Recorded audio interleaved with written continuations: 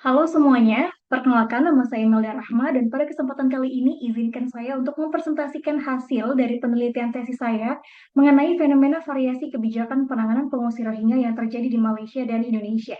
Jika dicermati, Malaysia dan Indonesia, dua negara yang punya banyak kesamaan ini ternyata memiliki diskresi kebijakan yang saling berlawanan loh.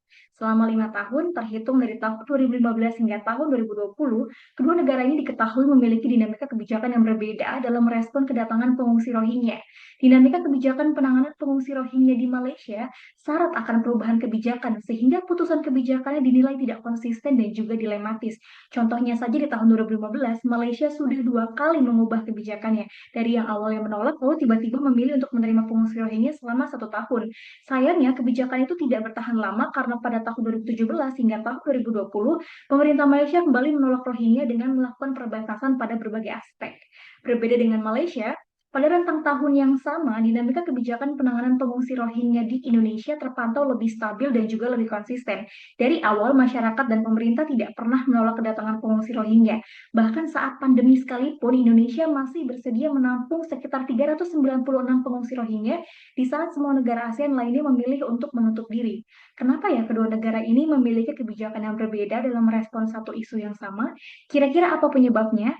Dari hasil penelitian tesis saya yang menggunakan pendekatan analisis kebijakan luar negeri dari Snyder dan juga Carlsness, diketahui bahwa perbedaan orientasi keamananlah yang membuat kedua negara ini memiliki diskresi kebijakan yang berbeda.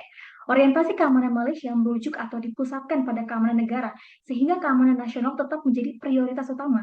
Sementara pengungsi Rohingya di Malaysia dipersepsikan sebagai bagian dari ancaman keamanan, karena mereka dinilai berpotensi terlibat pada tindakan radikal yang berujung pada aksi-aksi terorisme. Maka dari itu, kebijakan Malaysia tidak pernah benar-benar terbuka dengan kehadiran pengungsi Rohingya. Berbeda dengan Malaysia, orientasi keamanan di Indonesia justru berpusat pada keamanan manusia. Jadi fokus utamanya adalah bagaimana menyelamatkan manusia atau individu. Dan pengungsi Rohingya menurut UU nomor 39 tahun 1999 dikategorikan sebagai kelompok atau orang-orang yang rentan mengalami tindak pelanggaran HAM. Maka dari itu, pilihan kebijakan yang diputuskan oleh pemerintah Indonesia selalu berupaya untuk mengakomodir kebutuhan para pengungsi Rohingya.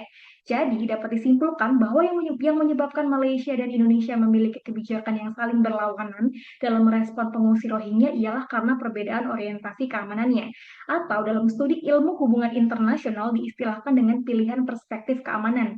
Malaysia menggunakan perspektif keamanan tradisional, sedangkan Indonesia menggunakan perspektif keamanan insani. Teman-teman, itulah hasil dari penelitian sesi saya. Semoga temuan ini dapat bermanfaat menambah wawasan kita semua. Terima kasih.